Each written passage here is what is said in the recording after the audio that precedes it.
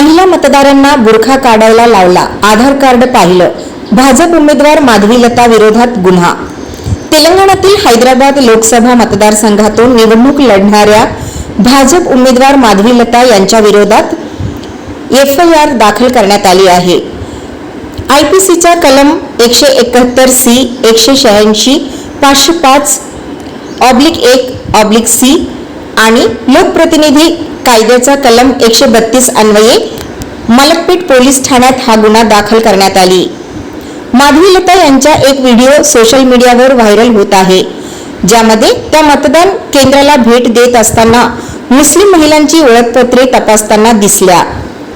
व्हिडिओमध्ये असे दिसून येते की भाजप उमेदवार माधवीलता मतदान केंद्राच्या आत मुस्लिम महिलांना बुरखा काढण्यास सांगत आहेत आणि त्यांची ओळखपत्रे तपासताना दिसत आहेत। एवढेच नाही तर मतदार महिलांना त्यांची ओळख सांगा असेही विचारत आहे।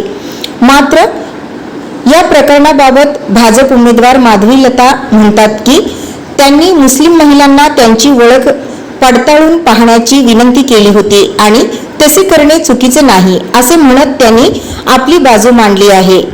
त्या पुढे म्हणाल्या, मी निवडणूक उमेदवार आहे आणि कायदेशीररित्या उमेदवाराला फेस मास्क शिवाय मतदारांचे ओळखपत्र तपासण्याचा पूर्ण अधिकार आहे। मी पुरुष नाही, मी एक महिला आहे आणि मी त्या महिलांना त्यांची ओळख उघड करण्याची नम्र विनंती केली होती। मी तुमचे ओळखपत्र पाहू शकते का असेही मी विचारले होते, माधवीलता म्हणाल्या आहे।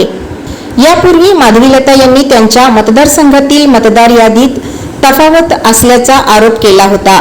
माधवीलता म्हणाल्या की पोलीस कर्मचारी खूप सुस्त दिसत आहे, ते सक्रिय नाहीत, ते तपास करत नाहीत। या ठिकाणी ज्येष्ठ नागरिक मतदार येत असले तरी त्यांची नावे यादीतून वगळण्यात आली आहेत।